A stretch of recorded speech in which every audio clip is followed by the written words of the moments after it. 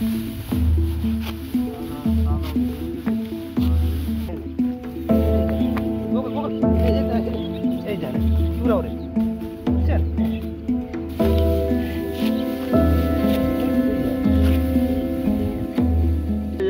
আর 10-15 দিন যাবি, 15টা দিন গেলে ধানটা পুষ্ট।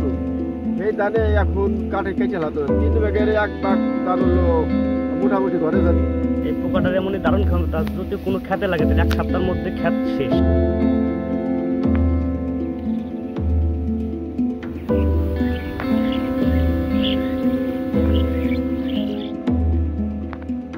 তেনা পচা, হ্যাঁ, এই কারণে পোক লাগছে।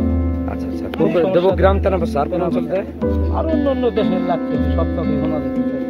আচ্ছা আচ্ছা, মানে এই পোকা এখন বাদ দিয়ে যে এখন কাঁচা ধান কেটে ফেলতেছেন নাকি? এই দিন কাটে কাটে কৃষি বিভাগকে তো পরে বলছেন, ওনারা তো কালকে আসছে, তাই না? ওনার কালকে আছে, ওনাদের পরামর্শ পর ধান কেটে ফেলতেছে। ধান কেটে ফেলছে। 3 ভাগের 1 ভাগ ধান আবার ঘরে যাবে, আর তাছাড়া মনে হয় সবই সিটে।